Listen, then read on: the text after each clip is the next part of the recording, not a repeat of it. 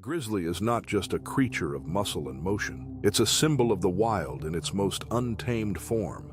Massive, unpredictable, and deeply rooted in the lore of the wilderness, encounters with it are rare and unforgettable. When a grizzly charges, it's instinct, not out of hatred or hunger. These moments are raw collisions between human curiosity and nature's unfiltered power. In the aftermath, stories are told in words and scars, on skin, soul, and memory. It's a reminder that respect isn't optional in the wild, it's survival. In 1997, in the rugged wilderness of Kodiak Island, Alaska, an encounter between two experienced hunters and a legendary bear would become a cautionary tale passed down through generations of local hunters. The western slopes of the island were known for their dense forests, steep ravines, and most notably, the largest subspecies of brown bear in the world, the Kodiak. The island had a long and complex history with these magnificent creatures. Indigenous Alutiiq people had hunted bears for thousands of years, developing a deep respect for their power and intelligence. When Russian fur traders arrived in the 18th century, they began harvesting bears for their pelts, significantly reducing their population.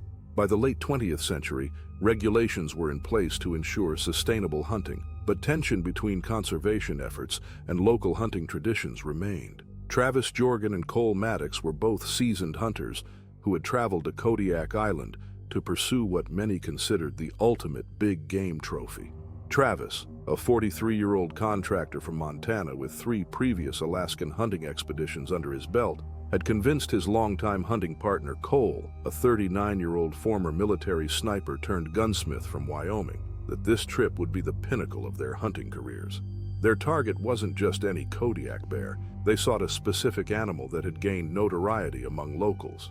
Old Red, named for his unusually reddish-brown coat, was estimated to be over 25 years old and weighed close to 1,500 pounds, according to those who had glimpsed him. The massive bear had developed a reputation for livestock predation on the island's scattered ranches, with 3 cattle deaths attributed to it in the previous year alone. The hunters had arrived on the island 5 days earlier, spending their first days scouting the terrain and talking with locals about Old Red's habits and territory. Barnaby Koskinen, their 67-year-old guide who had lived his entire life on the island, warned them about the bear's unusual intelligence. According to Barnaby, Old Red had survived multiple hunting seasons not by chance, but through what seemed like calculated evasion tactics.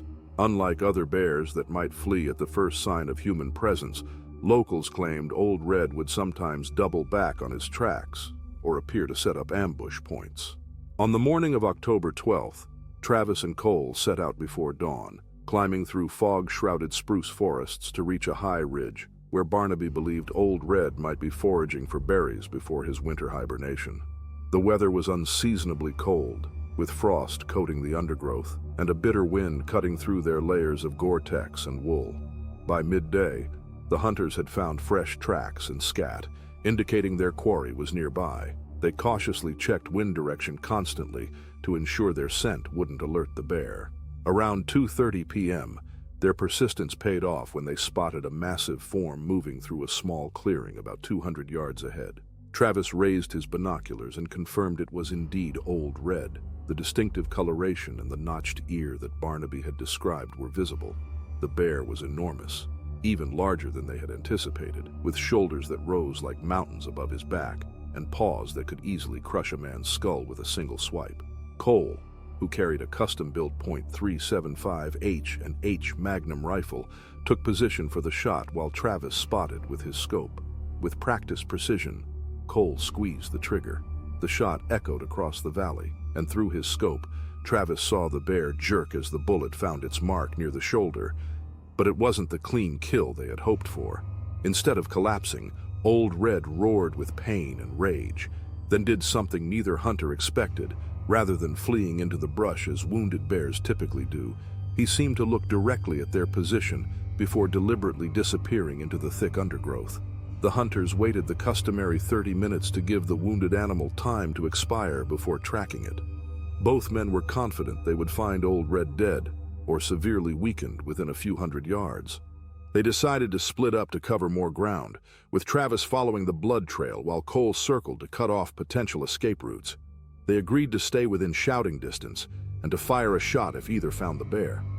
20 minutes into the search, Cole heard a sudden crash of breaking branches from where Travis had headed. This was followed immediately by a horrifying sound he would never forget, the guttural roar of a bear mixed with the scream of a man in mortal danger.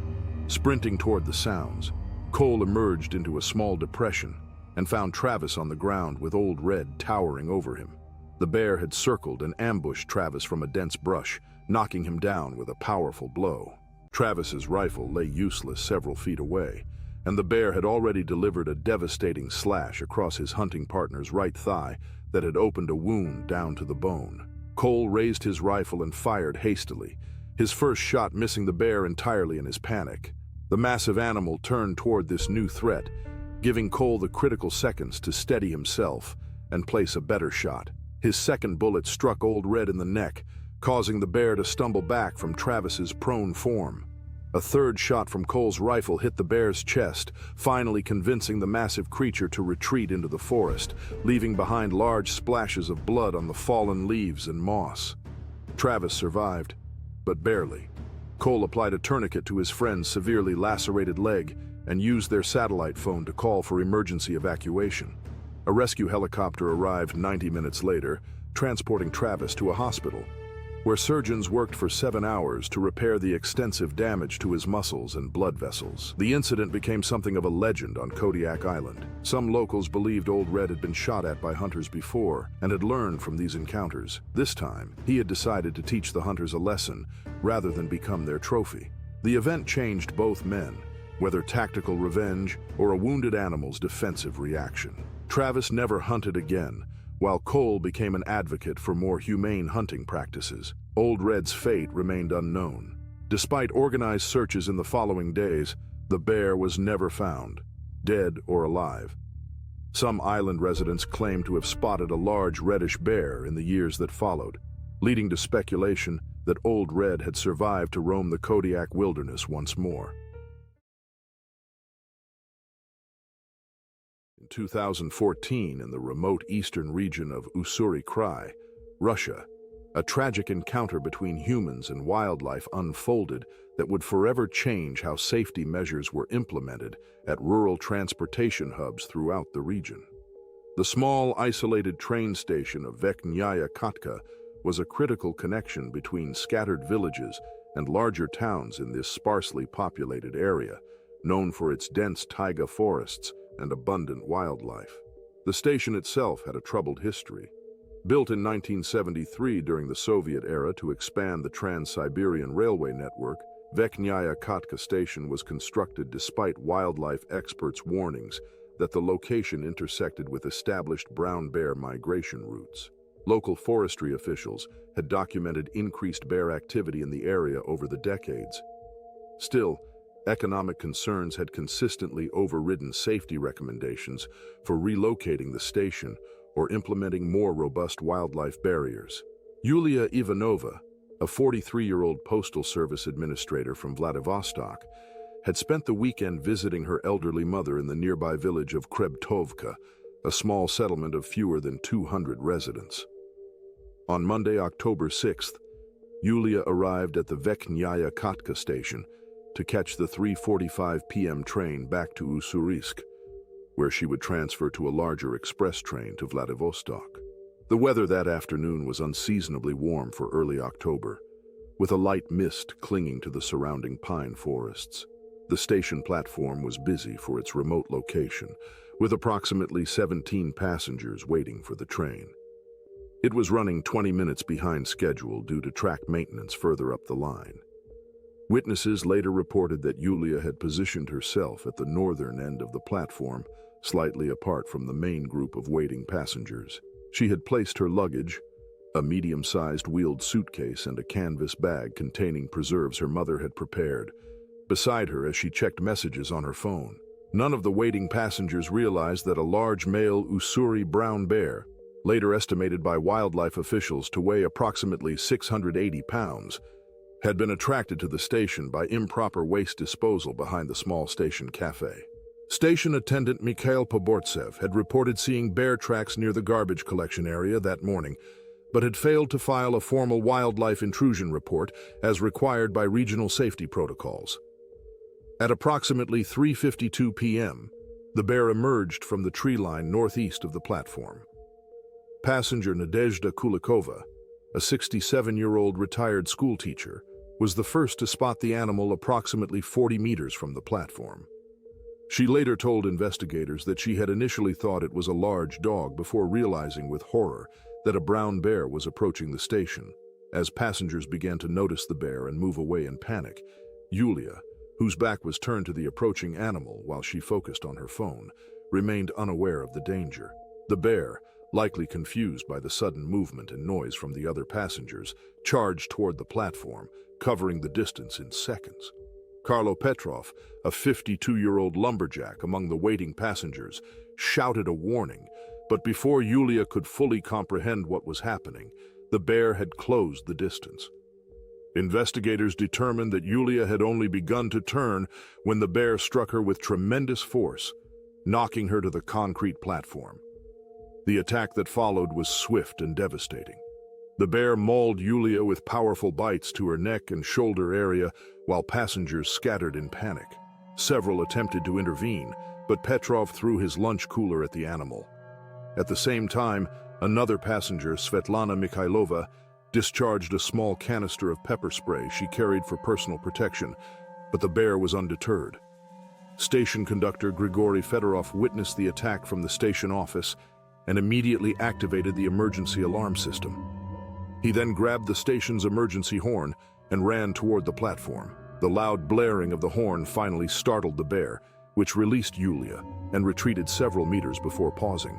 Fedorov continued to sound the horn while two braver passengers, brothers Dmitry and Pavel Korchenko, cautiously approached Yulia's motionless form. The bear watched for several tense moments before finally turning and loping back into the forest, just as the delayed train's horn could be heard approaching from around the bend. Despite immediate first aid attempts by a nurse who happened to be among the passengers, Yulia suffered catastrophic blood loss from severe neck and shoulder wounds. By the time paramedics arrived via the incoming train, which carried an emergency medical team as standard procedure on remote routes, she had succumbed to her injuries. The aftermath of the tragedy brought significant changes to rural transportation infrastructure throughout the Russian Far East. An investigation revealed that the Verkhnyaya Kotka station had been cited 3 times in the previous 5 years for improper waste management that could attract wildlife. Yet remedial actions had never been fully implemented. The Russian Railways Authority implemented mandatory bear deterrent fencing around all rural stations in known bear territories.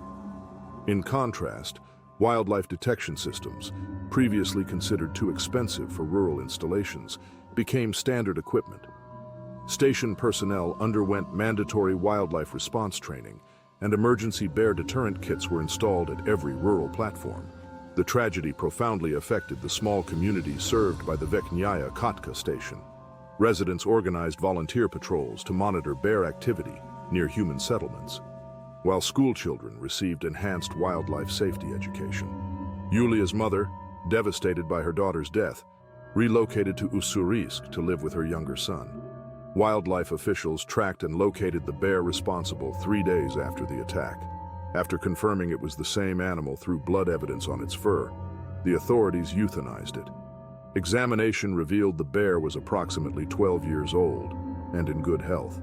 However, with several broken teeth that wildlife biologists suggested might have made hunting natural prey more difficult, potentially contributing to its attraction to human food sources. A memorial plaque was installed at the renovated Verkhnyaya Kotka station, a somber reminder of the incident.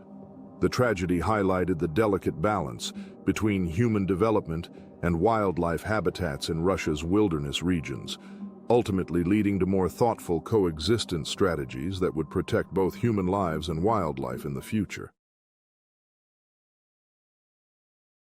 In the pristine Arctic wilderness of Svalbard, Norway, in 2019, a fatal encounter between a tourist and one of the region's apex predators served as a stark reminder of nature's power and the critical importance of proper safety protocols in remote environments.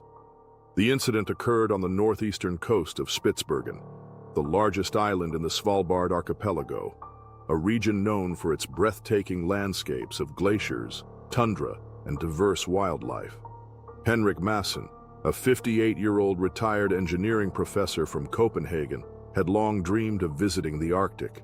An amateur photographer passionate about landscapes and wildlife, Henrik had saved for years to book passage on the MS Arctic Explorer, a mid-sized expedition cruise vessel offering adventure tourism experiences in the high Arctic during the summer months. The expedition cruise had departed from Longyearbyen 3 days earlier, with approximately 120 passengers and an 85-person crew, including 6 armed expedition guides with specific training in polar bear safety and protocols. On July 17th, the ship anchored off Vikingebukta Bay for a scheduled shore excursion to observe seabirds and geological formations along the dramatic coastline. Weather conditions that morning were typical for a Svalbard summer. Overcast skies with a temperature hovering around 42 degrees Fahrenheit, light winds, and patches of fog rolling off the nearby glacier. Before passengers disembarked, they received the standard safety briefing emphasizing the importance of staying with assigned groups and remaining alert for wildlife. Each landing party was accompanied by at least 2 guides, one leading and one at the rear, with high-powered rifles and flare guns to deter potential bear encounters. Henrik was assigned to Group C, led by experienced guide Magnus Eriksson, and accompanied at the rear by assistant guide Astrid Bjørnsdottir, a 32-year-old marine biologist from Iceland in her 4th season working Svalbard expeditions. 14 passengers spent approximately 40 minutes exploring the designated safe zone near the landing site before proceeding further inland toward a distinctive rock formation. According to later testimony from fellow passengers, Henrik had repeatedly lagged behind the group to photograph ice formations and birds, prompting several reminders from Bjørnsdottir to remain with the group. At approximately 10:45 a.m., while the group paused near a glacial moraine for Eriksson to discuss the area's geological history, Henrik reportedly whispered to fellow passenger Claudia Munch that he had spotted an interesting ice formation just beyond a nearby ridge and wanted to capture it before the light changed. Munch later reported that she had advised against separating from the group, but Henrik assured her he would only be gone for 2 minutes and remain in sight of the ridge. He slipped away while Bjørnsdottir was assisting another passenger with camera settings. His absence wasn't noticed for approximately 7 minutes, when Eriksson conducted a routine head count before moving the group to their next observation point. The expeditionary team immediately initiated search protocols, with Eriksson firing a flare to signal Henrik's location if he was simply disoriented. Bjørnsdottir first spotted movement beyond the ridge where Henrik had headed. Through binoculars, she observed what she initially thought was Henrik kneeling in the snow, but quickly realized with horror that she was witnessing a polar bear dragging a human form. Bjørnsdottir alerted Eriksson, who radioed for emergency backup while both guides rushed toward the location. Standard protocol dictated that they attempt to scare the bear away using flares before resorting to lethal force. As they approached, the bear, a young adult male later estimated to weigh approximately 990 pounds, stood over Henrik's motionless form. Despite their shouts and a warning shot fired into the air, the bear showed no signs of abandoning its prey. With no option remaining and the bear beginning to drag Henrik's body toward the shoreline, Eriksson made the difficult decision to shoot the animal. His first shot struck the bear's shoulder, causing it to release Henrik, but not deterring it completely. A second shot proved fatal to the animal. Medical officer Dr. Ingrid Volin, who had been summoned from the ship, confirmed upon arrival that Henrik had died from catastrophic injuries to his neck and chest. Based on the evidence at the scene, investigators determined that Henrik had walked approximately 300 meters from the group when he encountered the bear, which had likely been hunting seals along the ice edge and was hidden from view behind the ridge. The aftermath of the tragedy brought significant changes to Arctic tourism operations. Investigation revealed that another passenger from an earlier landing party had spotted bear tracks in the area, but had not reported them, assuming the guides were already aware.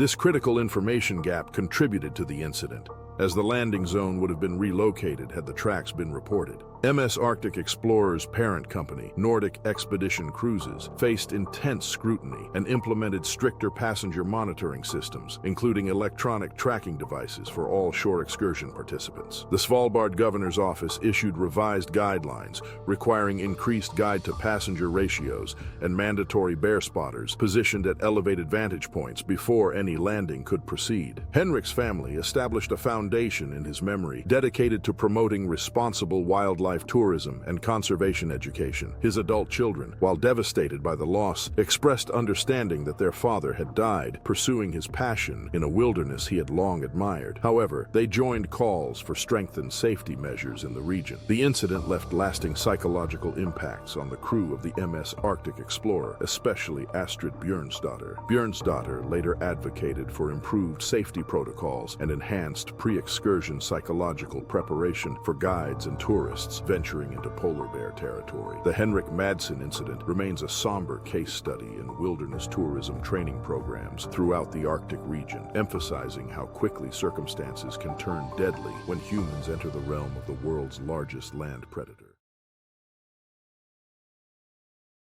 In 2006, in the sprawling wilderness of a national park in the northwest corner of Wyoming, an experienced outdoorsman's camping trip transformed into a harrowing tale of survival after two encounters with the same aggressive grizzly bear. The incident unfolded in the remote Pelican Valley, an area in the park's eastern section known for its pristine meadows, thermal features, and notably high concentration of grizzly bears. Thomas "Tom" Reynolds, a 34-year-old wildlife veterinarian from Bozeman, Montana, had visited the national park dozens of times. With extensive backcountry experience and formal training in wildlife behavior, Reynolds considered himself well prepared for potential bear encounters. He had obtained the necessary backcountry permit and was accompanied by his longtime friend Alexander "Alex" Kostopoulos, a 33-year-old emergency room physician with moderate outdoor experience but no previous backcountry camping in grizzly territory. The men had planned a 4-day trek through some of the national park's less traveled areas, beginning their journey on September 8th at the Pelican Creek trailhead. By late afternoon on their first day, they established camp in a designated backcountry site approximately 7 miles from the nearest road, a location that met all park requirements for appropriate campsite selection but was within an area known for frequent bear activity. According to Kostopoulos' subsequent report to park authorities, both men had followed proper food storage protocols, using the provided bear pole to hang their provisions and scented items well away from their sleeping area. They had just finished preparing their freeze-dried dinner on a small camp stove when Kostopoulos spotted movement at the forest edge approximately 60 yards from their position. A large grizzly bear, later identified as a 9-year-old male known to research biologists as bear number 211, emerged from the tree line. The bear initially appeared to pass through the area without particular interest in the campsite. Following standard protocol, both men stood close together to appear larger, with Reynolds calmly speaking in a firm voice to make their presence known while slowly reaching for the bear spray canister attached to his belt. The situation escalated when a sudden gust of wind shifted, carrying their food scent directly toward the bear. The animal immediately changed course, approaching their campsite with increased interest. When the bear was approximately 30 yards away, Reynolds discharged his bear spray, but the shifting winds rendered it less effective than intended. The grizzly charged,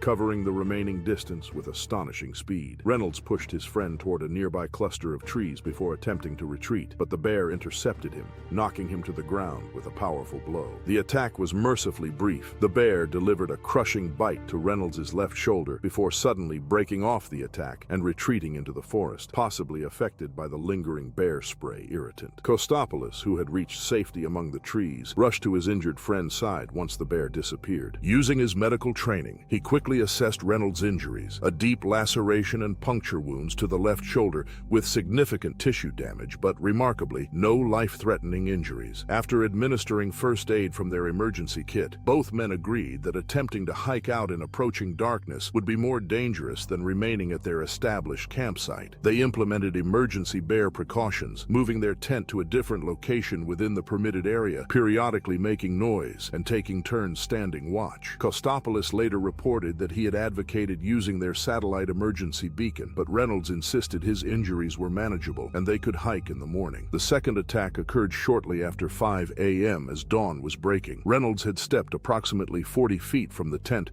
to retrieve something from his pack when bear number 211 returned, possibly having circled back following the scent trail from the previous encounter. According to Kostopoulos, awakened by Reynolds' shout, the bear charged without warning or hesitation. This second attack proved far more severe than the first. The grizzly knocked Reynolds to the ground again, this time inflicting multiple deep lacerations across his back, legs, and arms, as Reynolds attempted to curl into a protective position. Kostopoulos, showing remarkable courage, grabbed their cooking pot and a hiking pole, creating as much noise as possible while approaching the attack. In a desperate attempt to save his friend, Kostopoulos discharged his canister of bear spray directly at the animal from a distance of less than 15 feet. The concentrated spray finally repelled the bear, which retreated into the forest with agitated vocalizations. Reynolds' injuries from the second attack were life-threatening, including a nearly severed femoral artery in his right thigh. Kostopoulos applied a makeshift tourniquet using a belt and immediately activated their emergency beacon. Due to the remote location, a park helicopter rescue team required nearly 2 hours to reach them. During that time, Kostopoulos performed crucial emergency medical procedures that park officials later credited with saving Reynolds' life. Reynolds underwent 7 hours of surgery at a hospital, followed by 4 additional operations over the next 2 weeks. His recovery was grueling but successful, though he was left with permanent nerve damage in his left arm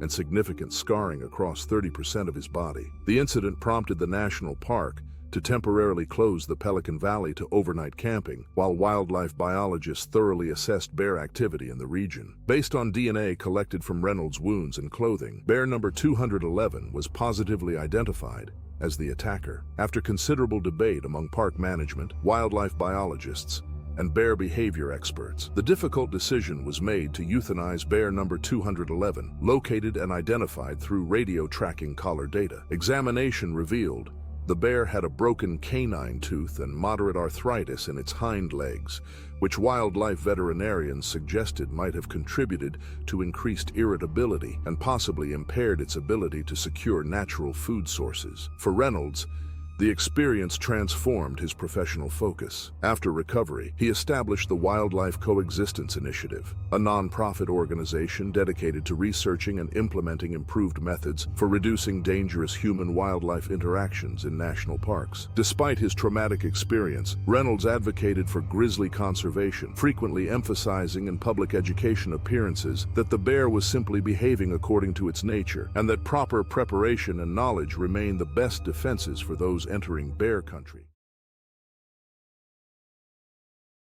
In the misty wilderness of the national park in Gatlinburg, Tennessee, 2018, a scenic day hike along the popular Appalachian Trail turned into a tragedy that would reshape wildlife management practices throughout the eastern seaboard's most visited national park. The events unfolded on a warm June afternoon near the border between Tennessee and North Carolina, in an area known for its abundant wildlife and breathtaking vistas. Emiliana Emma Ruiz, a 29-year-old environmental consultant from Atlanta, was an experienced hiker with numerous backcountry trips to her credit. She and her partner, Kyle Mendenhall, a 32-year-old software developer, had planned a weekend excursion to celebrate their 3rd anniversary. The couple had selected the moderately challenging Clingman's Dome section of the Appalachian Trail, known for its spectacular panoramic views from the highest point in Tennessee. According to Mendenhall's subsequent account to park authorities, the couple began their hike at approximately 9:30 a.m. on June 23rd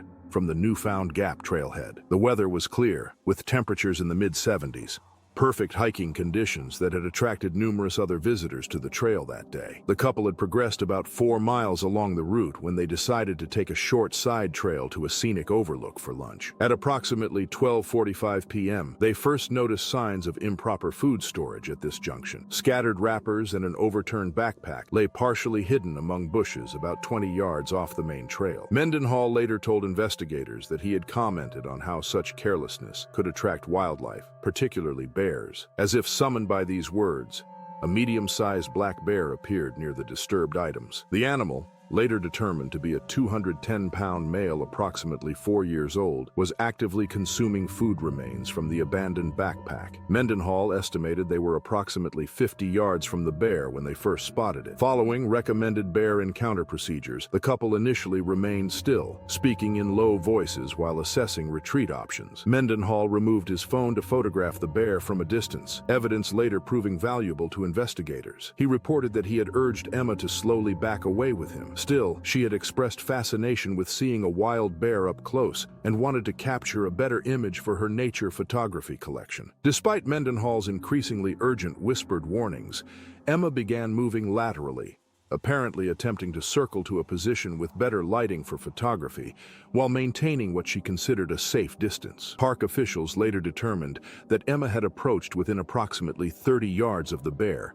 half the 60-yard minimum distance the park recommends. Initially focused on the food cache, the bear suddenly raised its head and noticed the humans. What happened next unfolded with devastating speed. Rather than displaying the cautious behavior typical of black bears, this particular animal immediately displayed signs of agitation, huffing and swatting the ground. Within seconds, it charged directly toward Emma. Mendenhall shouted and waved his arms while reaching for his bear spray, but the bear covered the distance to Emma in seconds. The initial impact knocked her down a small embankment, separating her further from Mendenhall. The attack that followed was swift and severe, with the bear delivering multiple bites to Emma's neck and head. Mendenhall discharged his bear spray while continuously shouting, but by the time the irritant reached the bear and caused it to retreat, Emma had sustained catastrophic injuries. Mendenhall immediately activated the emergency SOS function on his satellite communicator while attempting to administer first aid, but Emma's injuries proved fatal before help could arrive. Park rangers and emergency personnel reached the scene approximately 47 minutes after Mendenhall's distress call, having been deployed by helicopter due to the remote location. Despite their swift response, Emma was pronounced dead at the scene from blood loss and traumatic injuries to her neck and head. The aftermath of the tragedy brought significant changes to the national park. Investigation revealed that the abandoned food cache that had attracted the bear originated from a group of college students who had improperly stored their belongings while taking an unauthorized side trip. Though these individuals were later identified through surveillance footage from the trailhead parking area, the legal consequences they faced were not publicly disclosed due to privacy regulations. DNA samples collected from Emma's wounds matched those taken from the bear when it was captured 3 days after the attack, using specialized traps set in the vicinity. Following protocol for bears involved in fatal human attacks, the animal was euthanized. Necropsy results indicated the bear was in good health, with no signs of disease or injury that might explain unusual aggression. Significantly, the stomach contents revealed a substantial amount of human food, leading wildlife biologists to conclude that the bear had become food-conditioned, habituated to human food sources, dramatically increasing the risk of aggressive behavior. The incident prompted park officials to implement what became known as the Ruiz Protocols, enhanced measures to prevent food conditioning in bears. These included increased penalties for improper food storage, raising the maximum fine from $5,000 to $10,000, expanded deployment of bear-resistant food lockers at popular sites, and a specialized ranger team focused specifically on food storage compliance during peak season. A memorial bench with a plaque honoring Emma's life was installed at the newfound Gap Visitor Center, educating visitors about safe wildlife viewing practices. The tragedy also sparked a collaborative research initiative between the National Park Service and regional universities, studying behavioral indicators that might help identify potentially dangerous bear behavior before attacks occur. For Kyle Mendenhall, the experience transformed him into an unexpected advocate for wildlife safety education. In the years following Emma's death, he participated in numerous park-sponsored educational programs, sharing their story to emphasize the importance of maintaining proper distance from wildlife and following food storage regulations. The National Park Bear Management Team reported in subsequent years that food storage compliance improved significantly after implementing the enhanced protocols and educational campaign, potentially preventing similar tragedies while allowing for continued conservation of the park's recovering black bear population.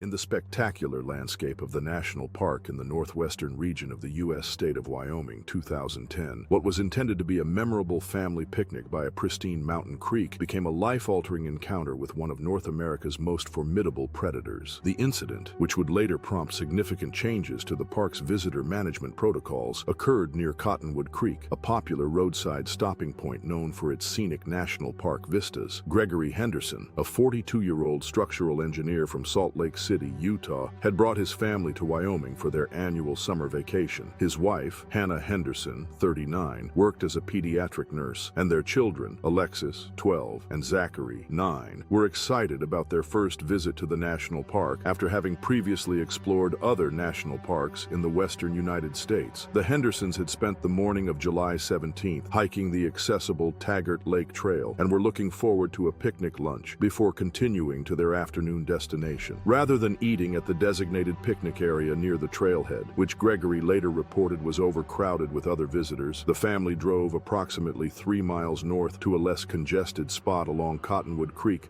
that offered privacy and beautiful views. Although signs at the roadside pullout indicated they were in bear country and advised proper food handling, the site was not specifically prohibited for picnicking. The Hendersons selected a spot approximately 40 yards from their vehicle, spreading a blanket on a grassy area adjacent to the creek. Hannah began unpacking their cooler while Gregory set up camp chairs. The children explored the immediate vicinity, collecting interesting rocks from the creek bed. According to Gregory's subsequent statement to park rangers, the family had been at the location for approximately 15 minutes and had just begun eating their sandwiches when Hannah noticed movement in the willow thickets across the creek, approximately 75 yards away. Initially thinking it might be a moose, an animal they had specifically hoped to see during their visit, the family watched with interest as the shape emerged from the vegetation. Their excitement turned to apprehension as they realized they were observing a grizzly bear with the distinctive shoulder hump characteristic of the species. Based on photographs taken during the subsequent investigation, park biologists would later identify the animal as a young adult male, approximately 5 years old, weighing an estimated 400 pounds. Gregory immediately instructed his family to remain calm and begin packing their food items, planning a controlled retreat to their vehicle. Unfortunately,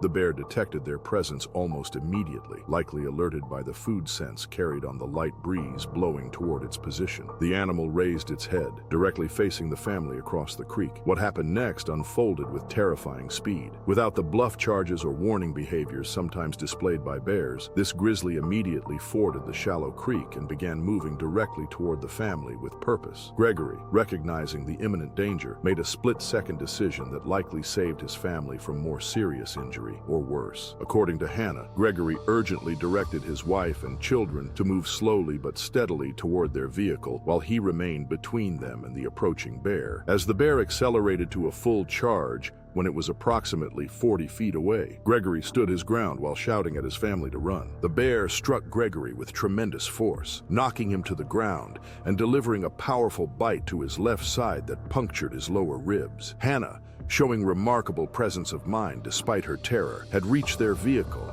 and retrieved a canister of bear spray from the glove compartment, a safety precaution Gregory had insisted on purchasing at a ranger station the previous day. With her children safely inside the locked vehicle, Hannah returned toward the attack site. The bear was still engaged with Gregory, who had curled into a protective ball on the ground. From approximately 15 feet away, Hannah discharged the bear spray directly toward the animal's face, creating a cloud of capsaicin that immediately affected the bear. The animal backed away, shaking its head vigorously before turning and lumbering rapidly back toward the creek and the cover of the willows beyond. The entire encounter, from first sighting to the bear's retreat, had lasted less than 3 minutes. Gregory's injuries, while serious, were not immediately life-threatening. The bear's bite had caused 4 puncture wounds to his left side and fractured 2 ribs, but had missed vital organs. Hannah, using her medical training, applied pressure to control bleeding while Zachary used the family's cell phone to call 911. Park rangers arrived within 12 minutes,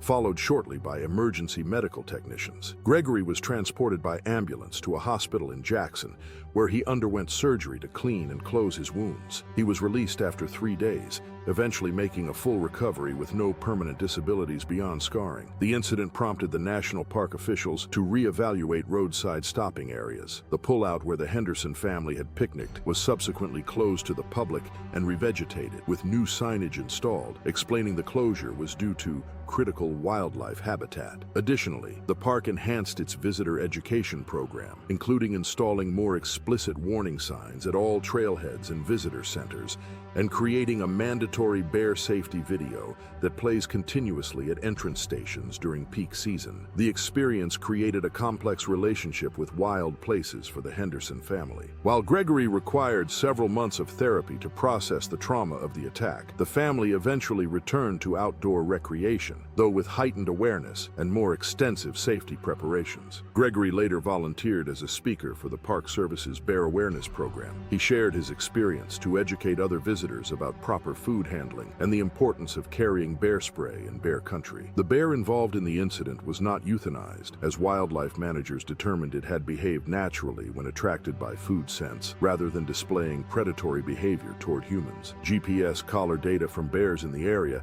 suggested the animal subsequently avoided that section of Cottonwood Creek for the remainder of the season, perhaps associating the location with the negative experience of the bear spray. The Henderson case became a teaching example in park ranger training throughout the national park ecosystem, emphasizing how quickly human-bear encounters can escalate and highlighting the effectiveness of bear spray when properly deployed. Hannah's quick thinking and Gregory's selfless protection of his family were later recognized with a Citizen Heroism Award from the Department of the Interior. However, Gregory maintained that purchasing and carrying bear spray was a heroic decision that saved his life.